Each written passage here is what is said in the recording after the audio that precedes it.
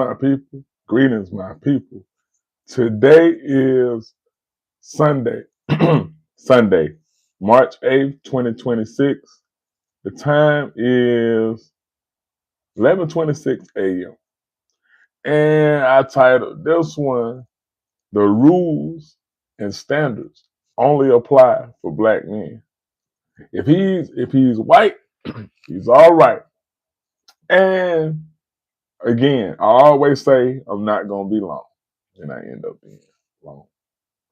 But what I want to talk about on this one is, and I may spread it down the middle and call it down the middle, but for the most part, I want to talk about how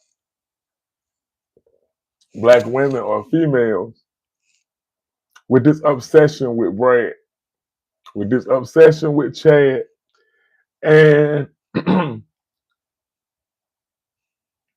it looks like to the naked eye, like one of the things, okay, I always talk about low racial esteem and how low racial esteem or self-esteem, or how does that look, or how that manifests is you have this disdain for your people, right? And that disdain comes in everything that you project that your people do is wrong. Like your people is the dumbest of the dumbest. Your people is the criminal of the criminalists. Pretty much how those black conservative think, but everyday people. I don't even think most of these people are black conservative. Maybe they are, maybe they aren't. But low racial self-worth have you saying things like, man, black folks ain't shit. Man, black folks, we our own worst enemy. We are our own worst enemy. And you continue to say these things, and you continue to say these things over, over, and over, and over. And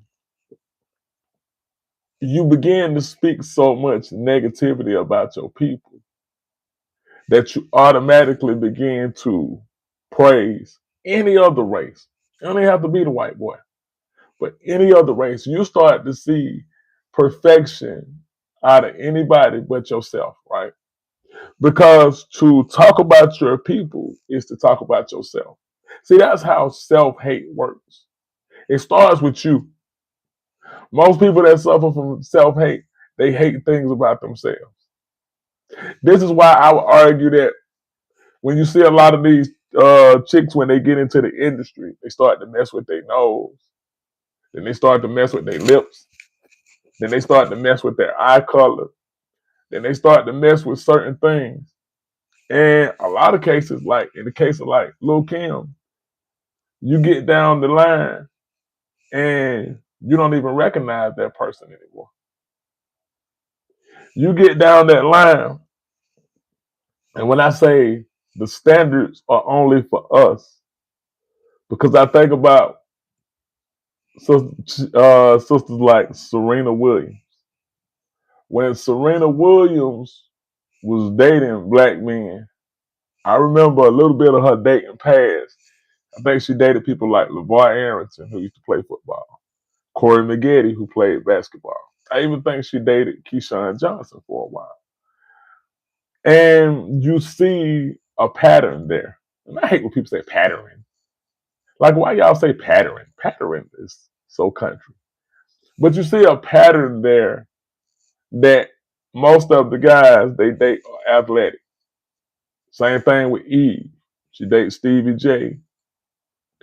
They date a type of black male, right?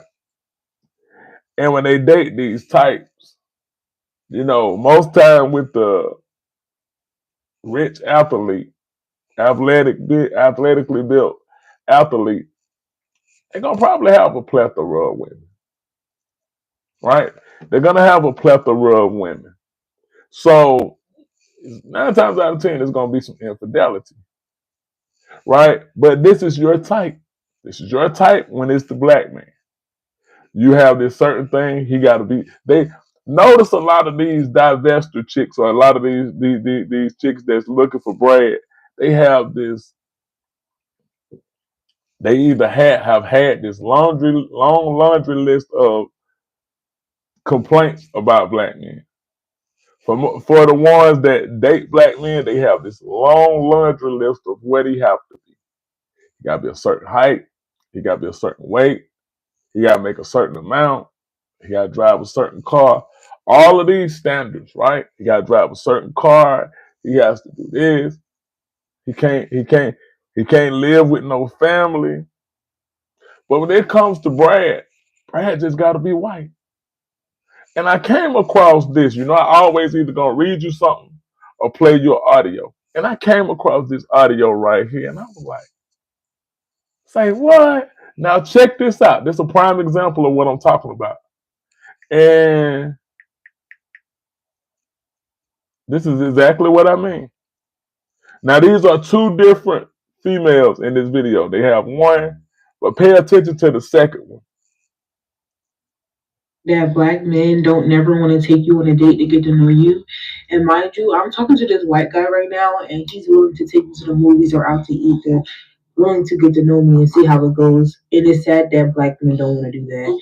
Like, I'm not speaking for all, but the men that I meet want to. And she and for her, she's one of the very few to say that the men that I meet. And it sounds like she has a baby in the background, right? But continue. To their house and get in a bed, and that's how they get to know you. When I see a black man in a relationship and he constantly promotes himself cooking for his girl, and his girl's constantly posting, "I love when my man cooks for me. Oh my god, jerk chicken, rice and peas tonight." I know he's broke as fuck. Like, I know he's broke as fuck. Let it be an Asian man or white man, I know that he probably just has a passion for cooking. But if it's a black man, he's broke. Now you see that? Let it be a white man or an Asian man. And she knows that they have a passion for cooking. Now people can actually get up and say this out of their mouths. Because self-hate, that's how it works. You see every other race as perfection. She said if it's a white or Asian, they just have a passion for cooking. But if he's black, black men can't have passion. Black men cannot have passion. Black men can't be passionate about nothing but criminality. Right? And it's crazy when you hear glaring contradictions like that. And when I heard that, I was like, fuck. You actually can say a black man that cooks for his woman, because we do the same thing. Black male collective do the same thing to black women. And it's a damn if you do, damn if you don't situation, right? And what I mean about a damn if you do, damn if you don't situation is, if you, for ones that think like her, if you cook, you're broke. If you don't cook, black men don't even know how to cook for you. Black men won't cook a meal for you, because how the self-hate is lined up is like it is designed to hate everything. The good, the bad, it doesn't matter what you do. It is designed for you to hate everything. If black man cook for you, he's broke. If he doesn't cook for you, he's lazy. It's designed like that. And what bothers me is that, not that necessarily, because people are entitled. They can think the way they want to think. They can date who they want to date. But what's bothering to me is the misrepresentation to these young ladies. And we have this notion that once you get over here, they have this notion that once they get over here to a Brad, that it's the land of milk and honey. Now, let me lay out the perfection. That they automatically take care of their kids. They automatically got money. Your credit score already goes up. They have family values. None of these things are true. None of these things are true. And you say this stuff to these unsuspecting young ladies, and they end up like a Sade Robinson. They end up like a Sade Robinson who went on a date with a Brad and just never came home. And then they ended up finding her dismembered. Because even when they do things like that, even when they dismember black females, or in the case of the raccoon, Talvin Osborne or Talbot Rankin, when they killed the black man, nobody says nothing. Because in that training, you're not allowed. You're not taught how to say critique white people. That is the real thing. You're not even taught how to critique white people. That's why it's so foreign to most people. That's why so many passes are given. Like I saw this one channel. They have this one divesting channel here on YouTube. And this was quite an old episode. And she was saying that how offensive the white boy was. How he was mistreating her on the date. And you had this other one, she came out, and notice when they come out and speak and want to encourage other sisters to date outside their race, they're just singing the gospel. It's always the bare minimum thing, because remember what I said, as long as he's white, it's all right. It's always the bare minimum thing. This one chick was talking about how she went on a date with a Russian guy. And she was like, oh, he loves himself some chocolate. Oh, he loves himself some chocolate. And, because it's always the thing, if they just pay for the date, they ask them out on the date. Now, here's the technology of the black, with the black male. Whenever it's the nice black male, they're not interested. They're not interested, because again, the rules are only for us. They're not interested. He got on the wrong shoes. That balloons popping show is the perfect example of how they look at just different type of black males. That balloon popping show is the perfect example. Not only are they not on there looking for love, but they don't. I don't even think they're not even on there. They're just on there for clout. They're just on there for an opportunity to go viral. And this is how we are culturally setting up each other and dealing with each other. And she goes on this date, back to her. She goes on this date with this Russian white guy, and he ghosts her. He ghosted her after she's been going live, and she didn't go live with him because notice most of them that sing these praises, they're never in the video with them. They just always telling you third party or just telling you from a next day or a next week experience of how great their experience was. And it bothers me because this book is always in hand. It bothers me that we can have stories after stories after stories, and your mind is trying to isolate that and say, that was a long time ago. But what about what black men do to black women? And I'm not dismissing anything that we have been trained to do to each other.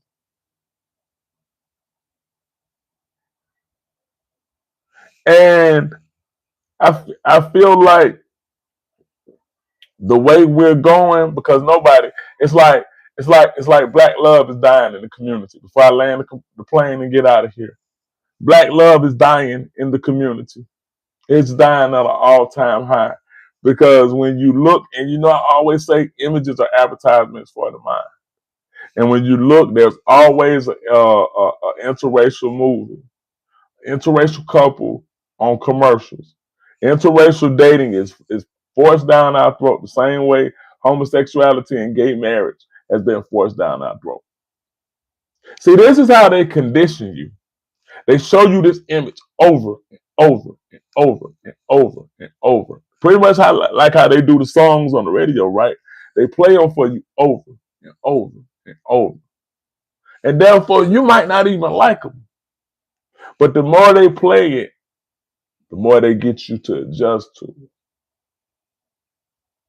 And a thing that they do in the movies, and it always tripped me out. Watch how they portray the black person, whatever black person that's holding the line in these movies. They did it with Eddie Murphy in the movie where Lauren London was his daughter, and she played opposite of Jonah Hill. Lauren London and Jonah Hill. Ugh. Right? And because Eddie Murphy holds the cultural racial line, he's looked at as the bad guy. They do it in a lot of movies. It was an old movie with Michael Rappaport. That prick. Ugh. It was called Zebrahead. And it's always like this knockoff Romeo Juliet energy, right? And the small hat or the Jew in Michael Rappaport case or the white boy. I really don't distinguish. I know that there's a difference, but they're all the same, right? He's in the quote unquote urban community. That sack of shit, Kevin Nash. He's in the urban community, and he takes a liking to this black sister. And there's a brother, and they totally always pay attention to how they make these characters. They're always gonna make the culturally aware or the racially aware character, whether they male or female, they're always gonna make them the antagonist of the movie. Hell, they even did it in Black Panther, in my opinion, to Killmonger.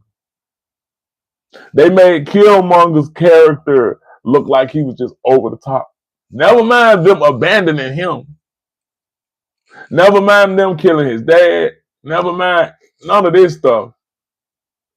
But he was looked at. That's why I didn't like Zuri. I just didn't like her character.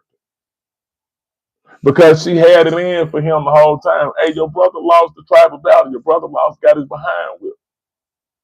But what bothered me was how comforting and how welcoming they made the CIA agent that was played by Jamie Kennedy. And that is the tricknology. That is the tricknology. To make you be so focused on the flaws or the conditioning of your people that you welcome them in, right on in.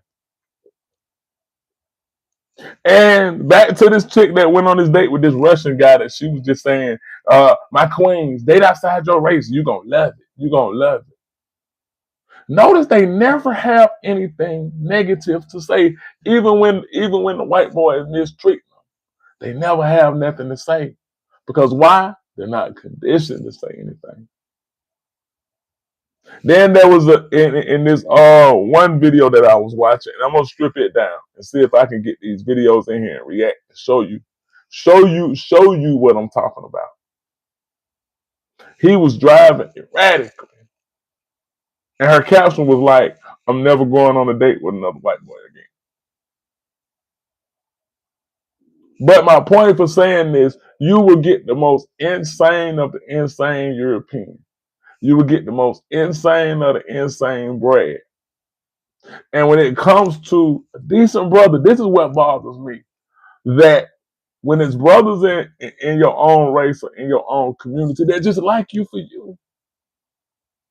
They're not good enough. But then when they find quote unquote love with Brad, they say, he just accepted me for me. He just loved me for me. And that is the design. Because the world already shows you everything that's white is damn near perfect. Like when I watch, this is why 50 Cent is a sack of shit. And you always have to watch people. Always watch these guys that got these Jesus pieces around their neck. The ones that will tell me that Jesus is a black man, or this is why I say the image that you accept is just that, the image that you accept. So when I see these rappers and I see them have this Jesus piece around their neck as their savior, but that piece looked like Caesar Borgia. That piece looked like Walker, Texas Ranger. That piece looked like Kenny G. That piece is a white boy.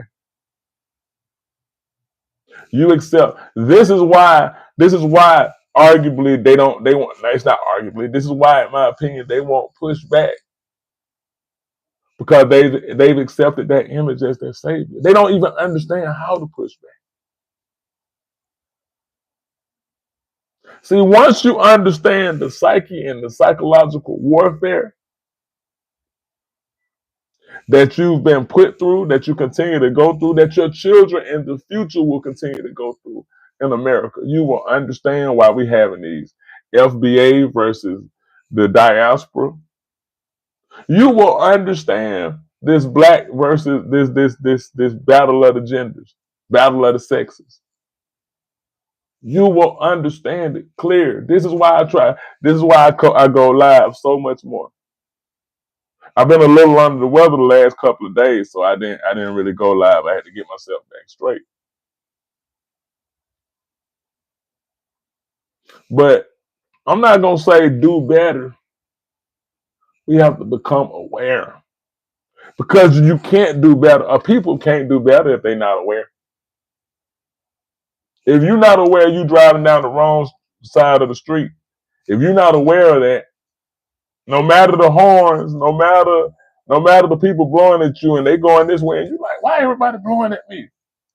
And you're getting upset because you're driving the wrong way. You're going in the wrong direction. But in your mind, you convinced you're going the right way.